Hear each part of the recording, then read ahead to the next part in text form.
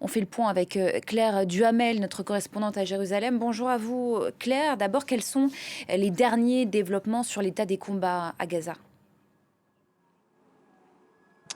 Bonsoir. Oui, mes contacts sur place me disent que la situation est de plus en plus catastrophique pour les civils alors que les combats s'intensifient, notamment dans le centre et dans le sud de la bande de Gaza. Les Palestiniens qui, par exemple, avaient trouvé refuge dans le camp de réfugiés d'Al-Nusayrat décident désormais d'aller plus au sud encore, car cette zone est bombardée de façon très intensive par l'armée israélienne depuis plusieurs jours.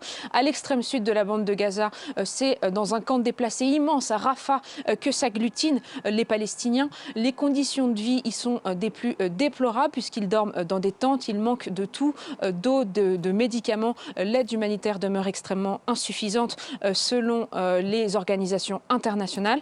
Et puis de son côté, l'armée israélienne a indiqué ce matin avoir trouvé des armes du Hamas dans une clinique palestinienne à Gaza City. Selon Israël, ces armes appartenaient aux forces de la Noukba, c'est l'unité d'élite du Hamas qui était leader des massacres du 7 octobre en Israël. Israël considère que ces armes ont été trouvées dans des sacs humanitaires des Nations Unies qui auraient été détournés de leur usage par les combattants palestiniens, ce que pour l'instant l'ONU ne confirme pas et ce qu'il est impossible à vérifier de sources indépendantes. Et puis vous le disiez, l'ONU une fois encore a alerté sur les conditions humanitaires à Gaza, considérant que l'enclave palestinienne est devenue un lieu tout simplement inhabitable pour ses citoyens.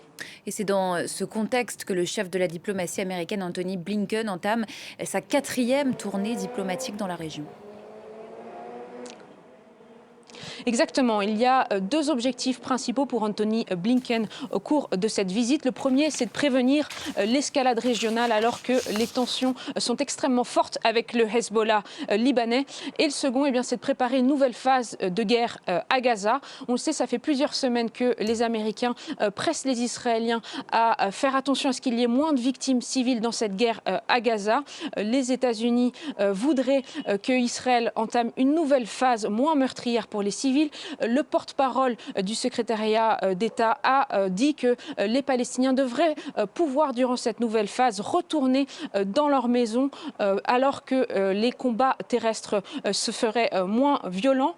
Pour l'instant, ce n'est pas une option pour les Israéliens. Le ministre de la Défense, Yoav Gallant, a présenté jeudi les grandes lignes de son plan post-guerre. Il dit que tant que tous les civils, tant que tous les otages israéliens n'auront pas été libérés, il est totalement impensable que les Palestiniens puissent regagner le nord de l'enclave. Et puis, il voudrait également que pour l'ère post-guerre, une force multinationale puisse participer à la reconstruction de Gaza. Cette force serait dirigée par les États-Unis et par des alliés européens et arabes. Mais ces alliés, pour l'instant, conditionnent toute collaboration pour la reconstruction de Gaza à ce que l'autorité palestinienne puisse prendre durablement le contrôle de l'enclave palestinienne.